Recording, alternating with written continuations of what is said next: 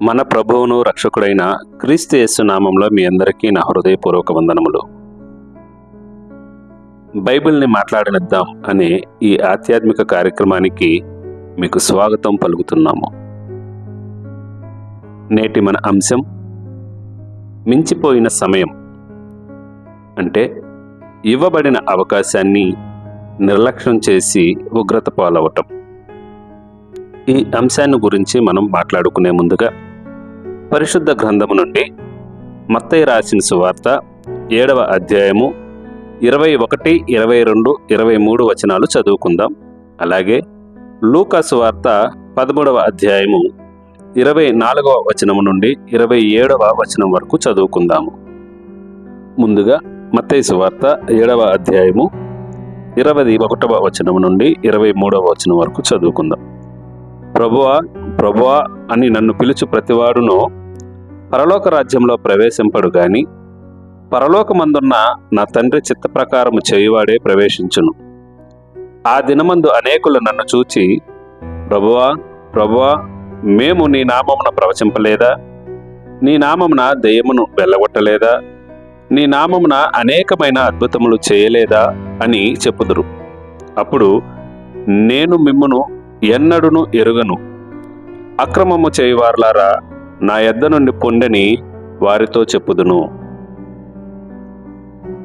అలాగే లూకా సువార్త 13వ అధ్యాయము 24వ వచనం నుండి 27వ వచనం వరకు కూడా చదువుకుందాం. ఆయన వారిని చూచి, ఇరుకు ద్వారమున ప్రవేశింప పోరారుడి, అనేకులు ప్రవేశింపజూతురు గాని వారి వలన కాదని మీతో చెప్పుచున్నాను. ఇంటి యజమానుడు లేచి తలుపు వేసిన తరువాత మీరు వెలుపల నిలిచి తలుపు తట్టి, అయ్యా మాకు తలుపు తీయమని చెప్పనారంభించినప్పుడు ఆయన మీరెక్కడి వారో మిమ్మను ఎరుగనని ఉత్తరము మీతో చెప్పును. అందుకు మీరు, నీ సముఖమున మేము తిని త్రాగుచుంటుమే, నీవు మా వీధులలో బోధించితివే అని చెప్పసాగుదురు. అప్పుడు ఆయన, మీరెక్కడి వారో మిమ్మును ఎరుగునని మీతో చెప్పుచున్నాను, అక్రమము చేయి మీరందరూ నా యొద్ద నుండి తొలగిపోండని చెప్పును. మనం చదువుకున్న ఈ సువార్తలోని వచనాలలో మీరు ఎవరో నాకు తెలియదు అనే అత్యంత భయంకరమైన మాటలు మీరు వింటారు అని యేసుక్రీస్తు వారు హెచ్చరించిన సందర్భాలను మనం చూసాము. ఎందుకు ఈ మాటలు యేసు ప్రభు వారు మాట్లాడుతున్నారు అని ఆలోచన చేస్తే, దేవుడు వారిని రక్షించటం ఇష్టం లేదు అని కాదు, కానీ ఆ వ్యక్తులు క్రీస్తుకు లోబడటంలో చాలా ఆలస్యం చేశారని అర్థం. మించిపోయిన సమయంలో తలుపు తట్టడం అనేది మారు మనసు పొందటాన్ని వాయిదా వేయటం వల్ల కలిగే ప్రమాదాన్ని తెలియజేస్తుంది. ఈ 2 సువార్తలలోని మాటల ద్వారా మనము 4 ప్రాముఖ్యమైన అంశాలు తెలుసుకుందాము. మొదటిగా, మూయబడిన తరువాత తలుపు తట్టడం అంటే వచ్చిన అవకాశాన్ని సద్వినియోగపరుచుకోకపోవటం, అంటే అవకాశాన్ని కోల్పోవటం. రెండవది, యేసుక్రీస్తు నాకు తెలుసు అనే సంబంధాన్ని మాత్రమే మనము కలిగి ఉండటం. మూడవది, ఇవ్వబడిన అవకాశానికి లోబడకుండా రేపు మాపు అంటూ కాలయాపన చేయటం. నాలుగవది, అత్యంత ప్రాముఖ్యమైనది, ఈ హెచ్చరికకు ఇప్పుడే స్పందించు. ప్రాముఖ్యమైన ఈ 4 సందర్భాలను మనం ముందుగా, మూయబడిన తరువాత తలుపు తట్టడం అంటే వచ్చిన అవకాశాన్ని సద్వినియోగపరచుకోకపోవటం, అంటే అవకాశాన్ని కోల్పోవటం.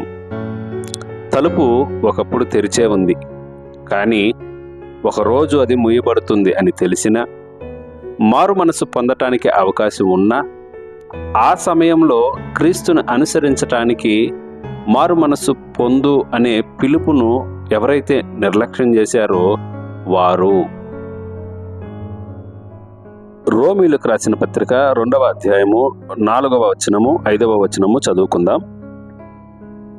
దేవుని అనుగ్రహము మారు మనసు పొందుటకు నిన్ను ప్రేరేపించుచున్నదని ఎరుగక, ఆయన అనుగ్రహ ఐశ్వర్యమును, సహనమును, దీర్ఘశాంతమును తృణీకరించుదువా? నీ కాఠిన్యమును మార్పు నొందని నీ హృదయమును అనుసరించి ఉగ్రత దినమందు అనగా దేవుని న్యాయమైన తీర్పు బయలుపరచబడు దినమునందు నీకు నువ్వే ఉగ్రతను సమకూర్చుకొనుచున్నావు. అంటే ఒక వ్యక్తి రక్షణను లేదా మారు మనస్సును వాయిదా వేయటం అంటే రక్షణను తిరస్కరించి ఉగ్రతను కోరుకోవటమే. రెండవదిగా, యేసుక్రీస్తు నాకు తెలుసు అనే సంబంధాన్ని మాత్రమే కలిగి ఉండటం కాదు.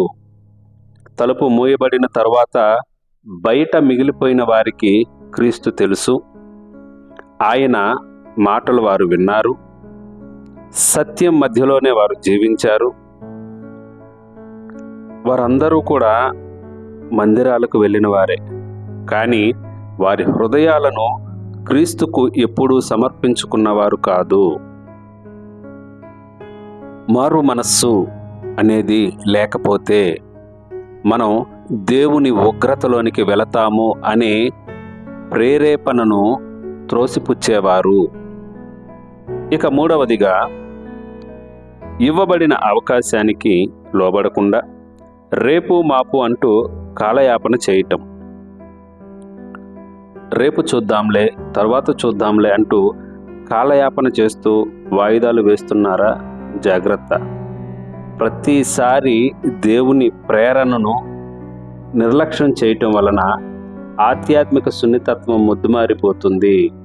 మనము మారు మనసును ఎంతగా వాయిదా వేస్తే అంతగా సత్యాన్ని అంటే వాక్యాన్ని ఎదిరించటం అంత సులభం అవుతుంది. ఒకసారి తలుపు మూయబడిన తరువాత తలుపు తట్టడం అనేది దేవునికి లోబడటం కంటే సొంత సుఖానికే ప్రాముఖ్యత ఇచ్చావు అనే విషయాన్ని నీకు తెలియజేస్తుంది. అది ప్రమాదమని తెలిసినా అప్పుడు చేయగలిగింది ఏమీ లేదు, ఏమీ ఉండదు. ఇక చివరిగా నాలుగవది, ఈ హెచ్చరికకు ఇప్పుడే స్పందించు. యేసుక్రీస్తు వారు ఈ మాటలు మనకు తెలియజేసింది మనల్ని భయపెట్టడానికి కాదు, మనలో అత్యవసరమైన తలంపును కలిగించటానికి. నేడు అను సమయం ఉండగానే, అంటే తలుపు తెరిచి ఉన్న ఈ సమయంలోనే ఆలస్యం చేయకుండా క్రీస్తుకు నీ హృదయాన్ని సమర్పించు.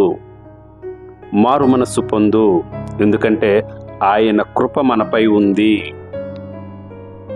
రేపటిని గురించిన గ్యారెంటీ మనకు లేదు కదా.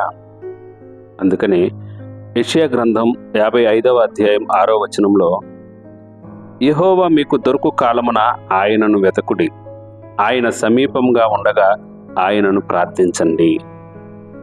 ప్రియ సహోదరి సహోదరుడా, మీరు ఏమాత్రం ఆలస్యం చేయకుండా క్రీస్తుకు మీ హృదయాన్ని సమర్పించుకోవాలని ఆశపడితే, నీ కృప నాపై ఉన్న ఈ సమయంలోనే నేను నీ యొద్దకు వస్తున్నాను తండ్రి అని క్రీస్తుకు తెలియజేయండి. ఈరోజు విశ్వాసంతో తలుపు తట్టే మీరు రేపు చాలా ఆలస్యమైపోయింది అని బాధపడే అవసరం ఉండదు. కాబట్టి మన హృదయాలను క్రీస్తుకు సమర్పించుకున్నాం. అట్టి ధన్యత మనకు, మన కుటుంబాలకు దేవుడు అనుగ్రహించునుగాక. ఆమేన్.